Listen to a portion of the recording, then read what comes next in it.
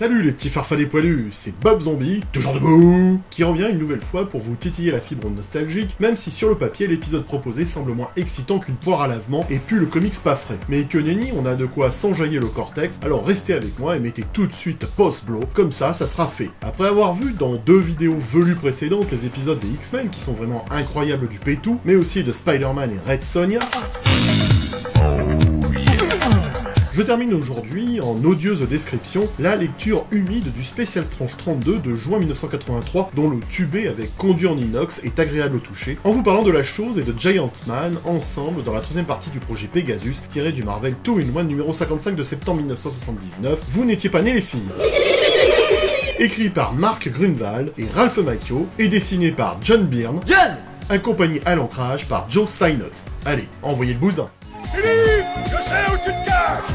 Viens ici que je te le dis. Non, appelle Raphaël. Ça va pas. Mais c'est juste insupportable. Arrêtez.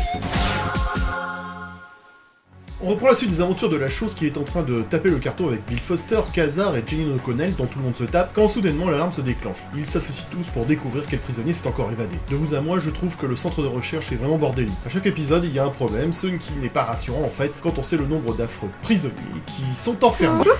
En entrant dans un ascenseur où il manque de se faire écraser par le jeu puéril du mutant radioactif connu sous le nom de Nucléo, Bill Foster est obligé d'exposer son identité de Black Goliath à Ben afin de leur sauver la vie. Alors je vous le rappelle, Bill Foster est devenu Black Goliath dans Power Man 24 et 25 et la chose l'avait rencontré déjà dans le Marvel 2-in-1 numéro 24. La force supplémentaire de Black Goliath pousse Nucléo à abandonner le jeu auquel il joue. Je vous rappelle que le mutant radioactif a l'âge mental d'un enfant de 5 ans. Un Nucléo est débile quoi. Non, aujourd'hui on dit plus débile, on dit limité. Alors que Ben et Bill poursuivent leur recherche du prisonnier évadé, la chose qui se mêle un peu de ce qu'ils ne regardent pas suggère à Bill de prendre l'identité de Giant Man puisque le nom n'est actuellement plus utilisé par aucun autre héros. Comme le dit la chose, c'est assez cringe de se faire appeler Goliath quand on songe que dans les récits religieux c'était un méchant. Et puis pour la couleur de peau, tout le monde peut voir qu'il est noir, enfin aujourd'hui il faut dire racisé, donc bon, Goliath noir, bah c'est pas swag à porter. Et d'ailleurs, pourquoi continuerait-il à le porter ? Pour Frodon. Les éditions Luc, dont on commence sérieusement à douter que l'entreprise ait été un jour enregistrée à la Chambre des Métiers, a effacé une fois plus une référence intéressante, mais dans la version originale, que je vous ai retrouvée, Ben dit qu'il a appris l'histoire de Goliath à l'école du dimanche, chose qui est intéressante à la lumière des révélations qui seront faites beaucoup plus tard et qui disent qu'il est juif. Vous êtes juif? Juif arabe. Mais pourquoi pas, puisqu'après renseignement auprès d'un ami ashkénaze, il semblerait qu'il y ait des écoles juives également le dimanche. Je préfère les séfarades, tu sais. Écoutez, ça fait rien. Je vous garde quand même. Alors qu'ils poursuivaient leur recherche, Kazar vérifie les réacteurs nucléaires et constate qu'ils sont en panne. Il se rend compte que seul Nucléo pourrait en être la cause. Et pendant ce temps-là, à New York, la nichonesque Rockmouth Tundra se prépare pour son premier grand match contre Titania. Mais les employeurs félons de la brunasse nichonesque lui ont passé une aiguille contenant un médicament puissant que Titania utilise durant le combat afin d'affaiblir Tundra pour être vaincu de ses mains. Les gars, si vous étiez en train de vous toucher devant cette vidéo, eh ben, vous êtes extrêmement bizarre. Et pendant ce temps-là, au projet Pegasus, Giant Man et la chose ont retrouvé Nucléo, et Giant Man se déchaîne et bat la créature enfantine pour la soumettre en la faisant tomber dans un dispositif d'antigravité qui la rend impuissante. Et alors, je vous vois venir, non, Bill Foster ne vous fait pas une poussée de testostérone déraisonnable en s'attaquant à un être tchernobilesque, ce qui au passage entre nous serait cliniquement con, vous en conviendrez.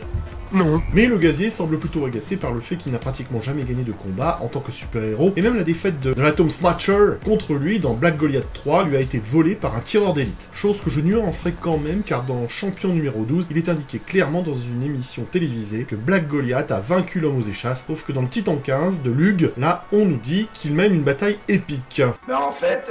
Au début du combat, Ben se demande pourquoi Bill affronte Nucléo sans combinaison contre les radiations. Il trouve ça inconscient de sa part, genre il lui reste 2 neurones en pleine crise d'asthme. Comme il le sera révélé dans le Marvel 2-in-1 58, Foster dit qu'il a développé un cancer des mois plus tôt. Ah, alors qu'il combattait Atom Smasher dans Black Goliath numéro 3. C'est parce qu'il est déjà mourant qu'il est prêt à s'attaquer directement à Nucléo. Ouais, enfin, ce n'est pas une raison en gros, hein, tu peux pas tester. Et pendant ce temps-là, dans la pièce où Wundar est dans le coma depuis son exposition au cube cosmique, je vous rappelle que ça s'est passé dans le Marvel 2-in-1 numéro 42, l'homme-garçon d'un autre monde rêve de son passé, l'occasion pour le lecteur de faire un point sur son histoire. C'est carrément le récapitulatif de l'origine de Wundar dans Fear numéro 17, ainsi que les autres événements suivants qu'il a vécu, comme sa lutte contre ses camarades d'Akamit dans le Marvel 2-in-1 numéro 2, son affrontement avec Radium dans le Marvel 2-in-1 numéro 9, sa rencontre avec Tiger Shark et Miss Marvel dans Miss Marvel 15, et enfin son recrutement par le projet Pegasus dans Marvel 2-in-1 numéro 42. Ah bah oui, hein, je me fous pas de votre gueule, hein, j'ai fait des recherches, mes petits farfadets. Bah merci bro. Bah de rien ma gueule. Lorsqu'il émerge de son combat, une voix dans sa tête lui dit que le pouvoir du cube cosmique est à lui, et que lorsqu'il se réveillera à nouveau pour de vrai, il pourra canaliser son pouvoir. Cet épisode a fait grand bruit à l'époque, d'abord positivement par la décision de Marvel de retirer Black du nom Black Goliath, voilà, ce genre de point de détail ça faisait plaisir aux ricains à l'époque.